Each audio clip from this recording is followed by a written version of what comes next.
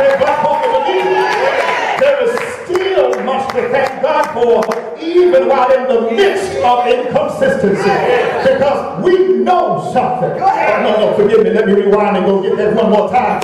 What I meant to say is, we know somebody who is able to balance our lives even when the pressures of inconsistency are trying to make us give up.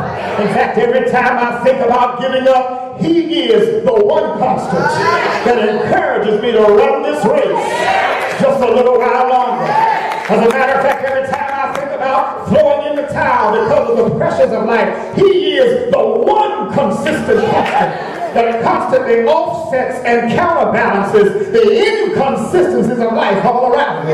Maybe I need to illustrate that real quick, just how the good Lord counterbalances the inconsistencies of life, and he encourages us to keep on going on.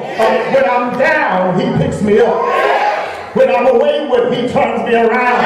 When my steps are shaky, he puts my feet on solid ground. I said he counterbalances the inconsistencies of life. When I was hungry, he fed me.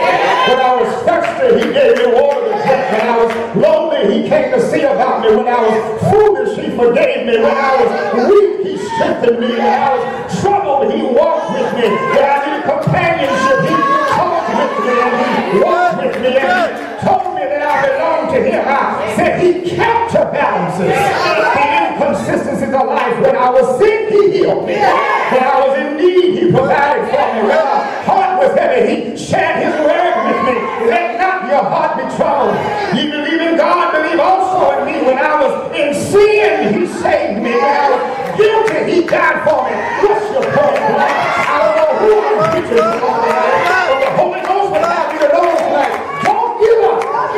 And don't throw in the towel just yet. Because the God we serve, he's the one constant in a life filled with inconsistency. You ought to grab somebody by the hand right now and just shake them and just tell them this: be not dismayed. Whatever betides you, God will. Oh, I know he will. I said God will take care of you. Look at the neighbor showing in this mystery. In this mystery known as life. God is calling us to realize that you can't change. You can't stop transition.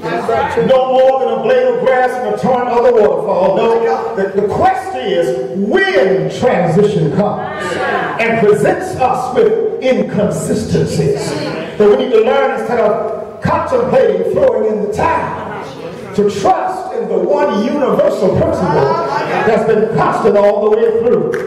You know, apparently, Daddy, nobody ever shared with Harry Hartman that even though he was having a bad game pitching in the 6th inning of his first professional game, apparently nobody told Harry that he still had 3 more innings to play. That's right. In other words, in case there are any Harrys in here tonight, there was a whole lot more baseball to be played after his dismal and disappointing performance in that 6th inning. The question must be raised on tonight.